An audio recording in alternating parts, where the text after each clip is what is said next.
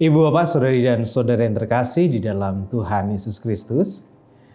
Pada hari Kamis 2 April yang akan datang, di dalam ibadah pukul 18.00 atau pukul 6 sore, akan dilayankan sakramen perjamuan dalam ibadah Kamis Putih 2026. Oleh karena itu, pada saat ini kita akan bersama mempersiapkan diri kita di dalam pendadaran yang akan kita hayati bersama untuk mempersiapkan diri dan supaya Tuhan boleh melayakkan setiap kita untuk ikut dalam sakramen perjamuan tersebut. Oleh karena itu, sebelum kita akan bersama merenungkan sabda Tuhan, di dalam dasar kita akan mempersiapkan diri mengikuti sakramen perjamuan, mari kita berdoa memohon pimpinan dari Tuhan. Mari kita berdoa. Tuhan, kami bersyukur oleh karena cinta kasih-Mu, Engkau berkenan untuk menyelamatkan kami dan menebus kami. Oleh karena itu ya Tuhan, saat ini kami hendak mempersiapkan diri kami untuk kami merespon panggilan Tuhan di dalam sakramen perjamuan yang akan kami hayati bersama. Kiranya Tuhan yang menolong kami agar kami dapat mempersiapkan diri dengan sebaik-baiknya di dalam pendadaran saat ini. Kami serahkan ya Tuhan perenungan firman-Mu sebagai dasar pendadaran kami hanya ke dalam tangan kuasa Tuhan sendiri.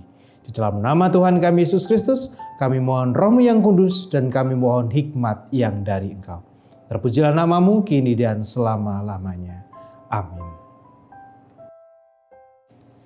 Sabda Tuhan yang akan kita renungkan bersama sebagai dasar di dalam kita akan mempersiapkan diri atau dalam pendadaran saat ini tertulis di dalam Efesus pasal 4 ayat 25 sampai dengan 32. Efesus pasal 4 ayat 25 sampai dengan ayat 32.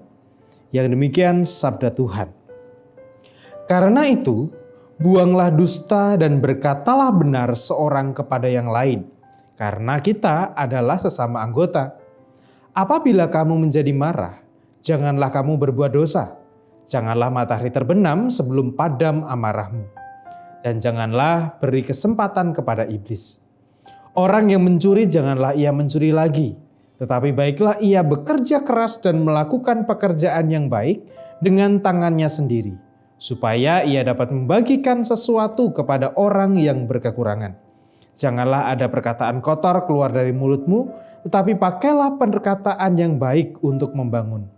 Di mana perlu, supaya mereka yang mendengarnya beroleh kasih karunia.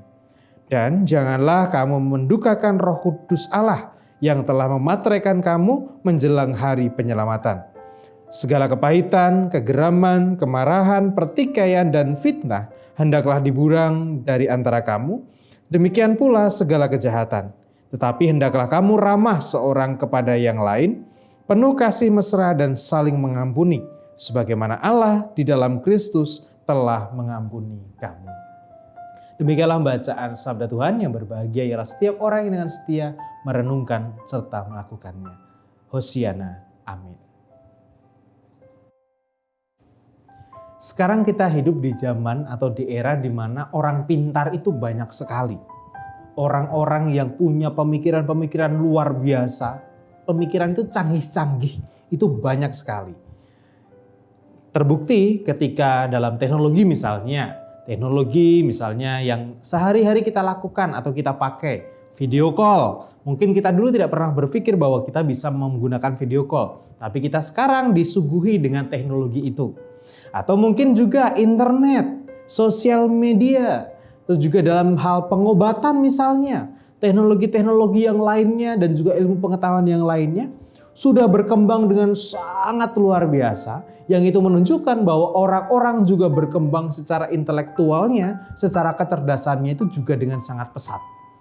Bukti-buktinya sudah banyak seperti yang tadi saya sampaikan.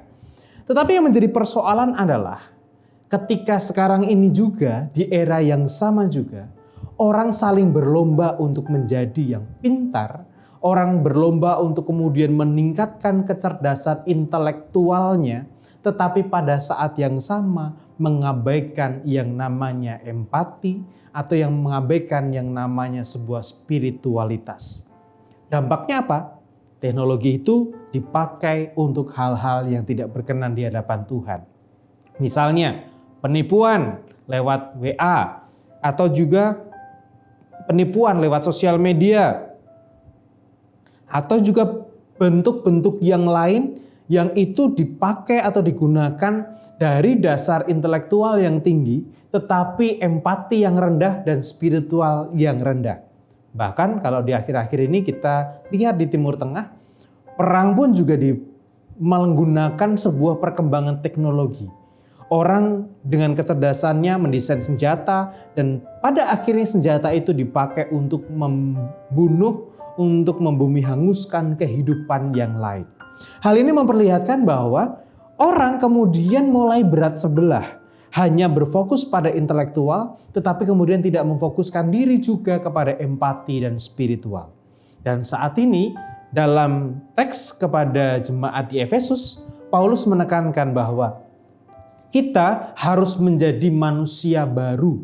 Manusia baru itu seperti apa? Manusia baru adalah manusia yang juga tidak hanya mengembangkan diri tentang intelektualnya, tetapi juga mengembangkan diri tentang empati dan spiritual. Banyak orang pintar tapi tidak punya empati. Banyak orang yang kemudian canggih-canggih pemikirannya tapi tidak dibarengi dengan sebuah pertumbuhan spiritual.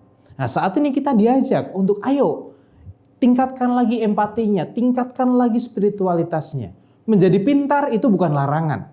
Bahkan menjadi pintar itu harus, karena Allah pun menganugerahkan akal budi kepada kita. Berarti intelektual itu harus ditumbuhkan. Tetapi pada saat yang bersamaan kita harus mengembangkan yang namanya empati. Efesus adalah kota yang sangat makmur. Efesus adalah kota yang pintar karena itu terletak di persimpangan atau bisa dibilang pusat perdagangan pada waktu itu. Sehingga yang namanya informasi, uang dan lain sebagainya itu bisa dengan gampang didapatkan. Tetapi Paulus mengatakan bahwa kamu harus ramah kepada yang lain. Kalau kamu tadinya mencuri, jangan mencuri lagi. Kalau kamu mendendam, jangan mendendam lagi. Kalau kamu sering memfitnah, jangan memfitnah lagi. Berarti menandakan bahwa kota Efesus yang tadinya kota yang sangat makmur, kota yang dipenuhi orang-orang pintar, tetapi ternyata juga terjadi kegiatan-kegiatan atau tindakan-tindakan yang tidak sesuai dengan moral yang Tuhan kehendaki. Dan di sini kita belajar bahwa menjadi manusia baru adalah menjadi manusia yang mengembangkan pikiran, tapi juga menjadi manusia yang mengembangkan hatinya atau empatinya. Dan perjamuan kudus atau sakramen perjamuan mengingatkan kita bahwa kita harus senantiasa untuk diperbaharui menjadi manusia yang baru. Supaya kita bisa semakin dilayakkan di hadapan Tuhan. Selamat mempersiapkan diri untuk mengikuti sakramen perjamuan dan selamat mempersiapkan diri, memperbaharui diri menjadi manusia baru. Tuhan memberkati. Amin. Marilah saat ini kita bersama-sama menguji diri kita masing-masing dengan bertanya pada diri kita 3 pertanyaan berikut ini untuk kita menyiapkan diri masuk dalam sakramen perjamuan. Pertanyaan yang pertama, apakah kita mengakui bahwa kita berada dalam kondisi tidak selamat, tetapi oleh anugerah Allah kita diselamatkan melalui pengorbanan Tuhan Yesus Kristus? Yang kedua, apakah kita bersedia dan bersungguh-sungguh menjalani hidup baru di dalam kuasa Roh Kudus? Dan yang ketiga, apakah kita bersedia menjalani hidup dengan penuh syukur dalam persekutuan sebagai keluarga Allah? Dan marilah bersama kita merefleksikan 3 pertanyaan ini untuk mempersiapkan diri kita. Dan mari kita berdoa. Tuhan, kami adalah orang-orang yang penuh dosa dan kekurangan. Kami merasa diri kami tidak layak di hadapan-Mu. Tetapi kami melihat cinta yang begitu besar atas kami yang Tuhan beri. Sehingga oleh karena cinta itu kami bisa dilayakkan di hadapan-Mu dan Engkau pun menebus kami dari dosa-dosa kami. Tuhan, ajarlah kami untuk bisa menjadi manusia-manusia yang baru di dalam penghayatan kami atas sakramen perjamuan yang Tuhan undangkan bagi kami. Kiranya Tuhan yang senantiasa menolong kami dan melayakkan kami agar kami layak untuk masuk dalam sakramen perjamuan.